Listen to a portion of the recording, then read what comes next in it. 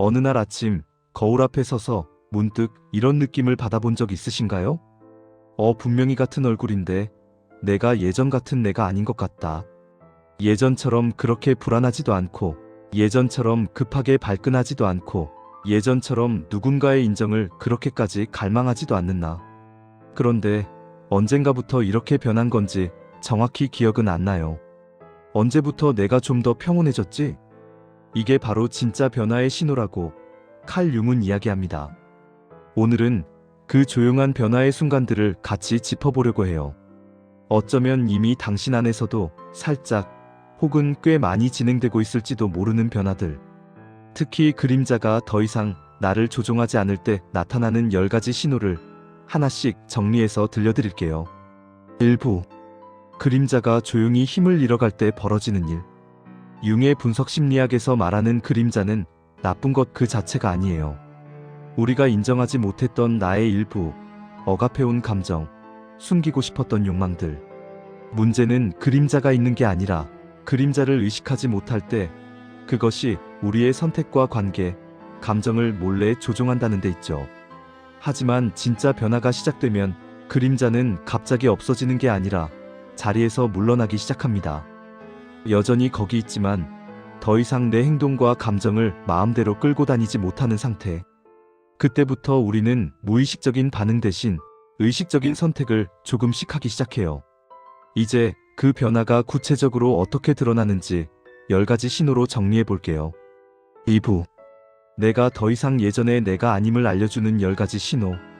1. 과거의 이야기와 나를 더 이상 동일시하지 않는다. 우리는 누구나 자기 인생에 대한 이야기를 하나씩 가지고 있어요. 나는 어릴 때 상처 많이 받은 사람이야. 나는 늘 실패하는 사람이야. 나는 사랑받기 어려운 사람이야. 이 이야기가 너무 강해지면 과거의 상처가 오늘의 나를 정의하는 틀이 되어버립니다. 20년 전의 상처가 오늘의 선택을 막고 30년 전의 실패가 지금의 가능성을 가로막는 거죠. 그런데 진짜 변화가 시작되면 어느 순간 이렇게 느끼게 됩니다. 상처받은 경험은 있었지만 나는 상처 그 자체는 아니구나. 기억은 여전히 있지만 그 기억이 더 이상 나의 전부가 아니게 되는 순간. 이때 과거의 서사와 현재의 나 사이에 건강한 거리가 생깁니다. 이 감정적 반응과 나 사이에 한 박자 쉬는 공간이 생긴다. 예전에는 이런 패턴이 익숙했을 거예요. 누가 나를 비판하면 바로 방어, 화, 위축. 누가 나를 무시하는 것 같으면 바로 상처, 분노, 서러움. 이 반응들은 대부분 의도적인 선택이 아니라 과거 경험이 만든 자동 패턴입니다. 융은 이것을 콤플렉스의 작용이라고 불렀죠. 그런데 변화가 시작되면 똑같은 상황에서 이렇게 달라집니다. 상사가 까칠하게 말해도 저 사람 오늘 스트레스 받나 보다 하고 흘려보낼 수 있고, 친구가 약속을 취소해도 무슨 사정이 있나 보다 하고 크게 흔들리지 않습니다. 감정이 없어지는 게 아니에요. 오히려 감정은 그대로 느끼되 그 감정이 나를 끌고 다니지 못하는 상태가 됩니다. 마치 이렇게 되는 거죠. 예전 자극 바로 반응. 지금 자극 공간 내가 선택한 반응. 분노의 질도 바뀝니다. 상처에서 튀어나오는 분노가 아니라 부당함에 대한 건강한 분노. 내 경계를 지키기 위한 맑은 분노로. 슬픔도 기쁨도 마찬가지예요. 피해자의 슬픔이 아닌 애도의 슬픔, 조건이 맞아야 느끼던 기쁨이 아닌 존재 자체에 대한 감사의 기쁨으로 바뀌어 갑니다. 삶 외로움 때문에 인간관계를 유지하지 않게 된다. 관계의 가장 큰 변화는 아주 단순하게 표현할 수 있어요. 필요해서 만나는 사람에서, 정말 함께 있고 싶어서 만나는 사람으로. 예전에는 외로움이 무서워서 누군가의 사랑과 관심이 끊길까봐 두려워서 관계를 붙잡았다면 이제는 이렇게 바뀝니다. 혼자 있는 시간이 꼭 불행을 의미하지 않고 사람을 채워줄 대상이 아니라 함께 나누는 존재로 보기 시작하고, 이 사람이 나를 떠나면 어떡하지? 보다 이 사람과 함께하는 지금이 고맙다라는 감각이 더 커져요. 이 과정에서 몇몇 관계는 정리될 수도 있습니다. 하지만 남은 관계들은 훨씬 더 깊고 자연스럽고 진짜 같아집니다. 사외부 인정에 대한 의존이 서서히 줄어든다.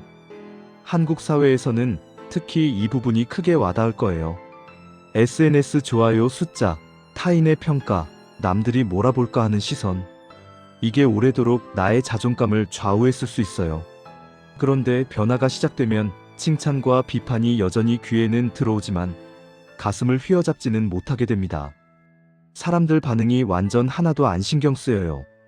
이런 상태까지 당장 가는 게 아니라 예전 같으면 며칠을 끌고 갔던 말을 이제는 하루 만에 내려놓고 하루 종일 신경 썼던 일이 이제는 10분 생각하고 끝나기도 합니다. 기준이 바뀌기 시작하는 거죠. 예전 질문 이렇게 하면 인정받을까? 지금 질문 이렇게 하는 게 내가 옳다고 느끼는가? 외부의 시선이 내 인생의 심사위원 자리에서 내려오고 내 안의 기준이 그 자리를 조금씩 차지하기 시작하는 상태입니다. 오상처는 남아있지만 나를 지배하지 않는다. 우리 모두에게는 각자의 상처들이 있죠. 어린 시절의 결핍, 관계에서의 배신, 실패와 상실의 경험들. 이 상처들이 너무 강하면 이후의 삶 전체가 다시는 상처받지 않기 위한 방어 패턴으로 흘러가 버리기도 해요. 사랑받지 못할까봐 사람을 밀어내거나 집착하고, 실패가 무서워서 도전을 피하고, 또 다칠까봐 아예 깊은 관계 자체를 피하기도 하고요. 그런데 치유가 일어나면 상처는 흉터가 됩니다. 아팠던 적은 있어. 하지만 지금은 그 상처가 내 오늘을 결정하지는 않아. 그 경험을 미화하는 것도 아니고 그래도 다 이유가 있었어. 이렇게 억지로 좋은 의미를 붙이는 것도 아니에요. 다만 그 사건이 나를 더 깊고 단단하고 지혜로운 사람으로 자라게 한 한 조각이었다는 걸 인정하게 됩니다. 나는 그 일을 겪었고 그걸 통과했다. 이 문장을 내 언어로 말할 수 있을 때 상처는 나를 덜 흔들게 됩니다. 육삶에 대한 관점이 투쟁에서 이해로 옮겨간다. 예전에는 세상을 이렇게 느꼈을 수 있어요. 왜 좋은 사람에게 나쁜 일이 생기지? 왜 이렇게 불공평하지? 왜 나만 이렇게 힘들어야 돼? 그래서 인생은 늘 싸워야 하는 무대, 끊임없는 경쟁과 쟁취의 장처럼 느껴지죠. 변화가 시작되면 세상이 갑자기 공정해지는 건 아닙니다. 여전히 불공평한 일은 많고 이상한 일도 많아요. 달라지는 건 해석의 위치입니다. 세상이 나를 공격하고 있다. 삶에는 원래 이런 일들도 포함되어 있구나. 왜 나만? 이 상황 속에서 나는 무엇을 선택할 수 있을까? 감정적으로 휘둘리기보다 내가 통제할 수 있는 것 없는 것을 구분해서 행동하게 됩니다. 그리고 완벽에 대한 집착이 조금씩 내려가요. 완벽한 엄마 대신 충분히 좋은 엄마. 완벽한 직업 대신 의미 있는 일과 현실적인 삶의 균형. 한국처럼 완벽과 성취에 대한 압박이 큰 문화에서 이 태도로 전환하는 건 정말 큰 해방이자 성숙의 증거입니다. 칠자연스러운 내 리듬을 발견하고 존중한다. 현대 사회는 늘 이렇게 속삭이죠. 늘 바빠야 가치 있어. 쉬고 있으면 뒤처지는 거야. 성장, 성장, 또 성장. 그래서 쉬면서도 죄책감을 느끼고 아무것도 안 하는 시간을 낭비로 여기고 스스로를 계속 몰아붙이게 됩니다. 하지만 변화가 진행되면 나만의 리듬을 알게 됩니다. 나는 언제 에너지가 높고 언제 낮은지.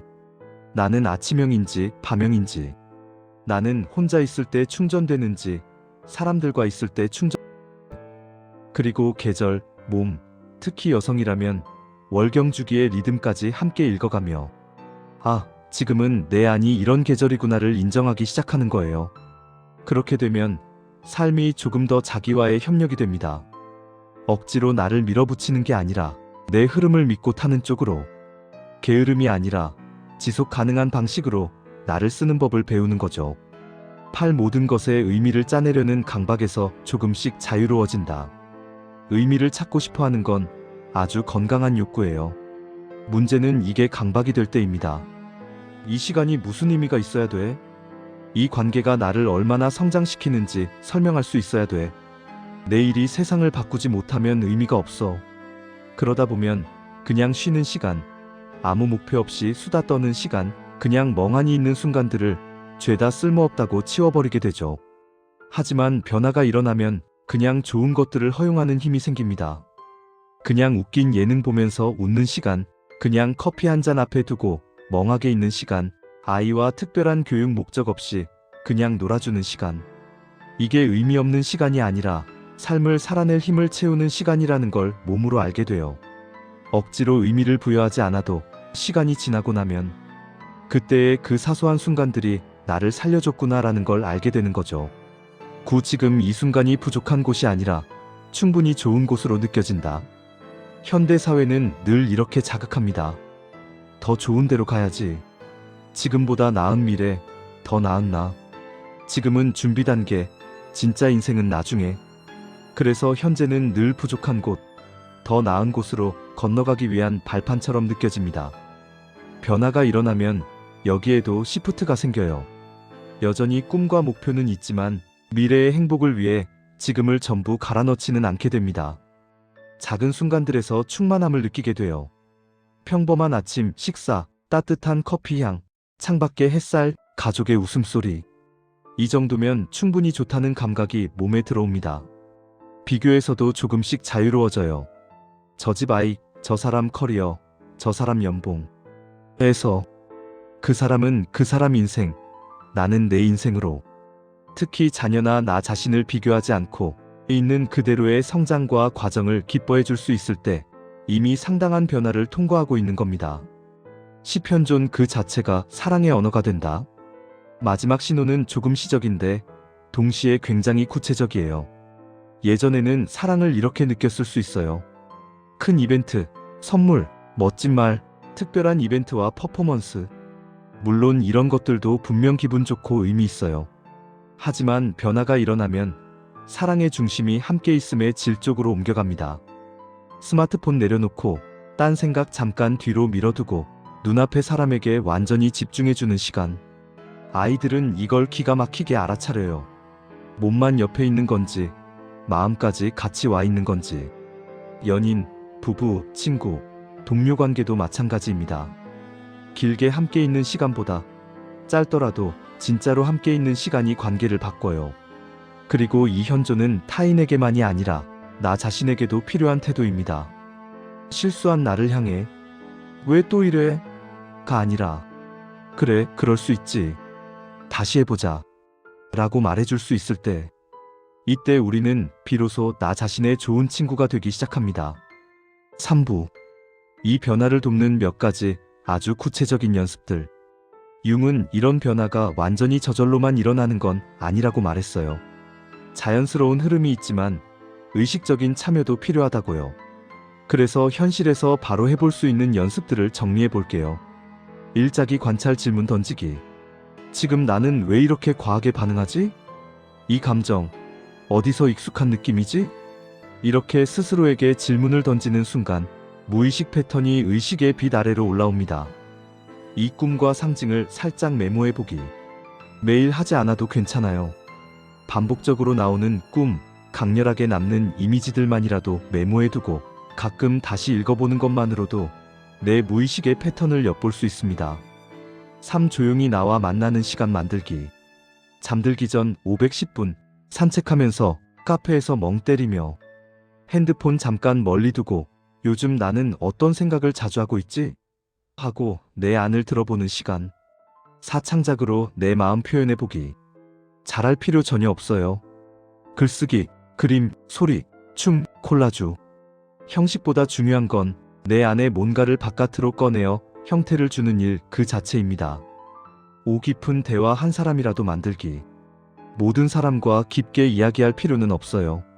단 한 사람이라도 진짜 이야기를 나눌 수 있는 사람이 있다면 그 관계는 나에게 거울이 됩니다. 6. 자연과 자주 연결되기. 거창한 여행이 아니어도 괜찮아요. 동네 산책로, 작은 공원, 하늘 올려다보기, 바람 소리 듣기. 자연의 리듬을 느끼는 시간은 내 안의 리듬을 다시 조율해주는 힘이 있습니다.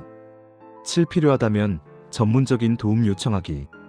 혼자 감당하기 어려운 지점까지 왔다면 상담사, 치료사와 함께 가는 것도 용기 있는 선택입니다. 내가 약해서가 아니라 정말로 잘 살아보고 싶어서 선택하는 길이니까요. 4부. 변화는 조용하지만 아주 꾸준히 우리 쪽으로 오고 있다. 변화의 과정은 직선이 아니라 나선형에 가깝습니다. 2 걸음 나아가고 1 걸음 물러나는 것 같고 예전 패턴으로 돌아간 것 같아 실망되기도 하고 나는 왜 이렇게 느리지? 라는 생각이 들기도 합니다. 그런데 나무도 매일 보면 안 자라는 것처럼 보이지만 몇 달 지나 다시 보면 분명히 자라 있잖아요. 내적인 성장도 꼭 그렇습니다. 가끔은 주변 사람들이 먼저 이야기해주기도 해요. 요즘은 예전보다 훨씬 편안해 보여. 예전 같으면 여기서 폭발했을 텐데 많이 달라졌다? 이런 피드백이 들어올 때, 아, 그래도 내가 조금씩은 달라지고 있구나 하고 가볍게 인정해주세요. 작은 변화들을 축하해주는 마음이 다음 변화를 더 부드럽게 돕습니다. 5부. 마지막으로 꼭 건네고 싶은 한 문장.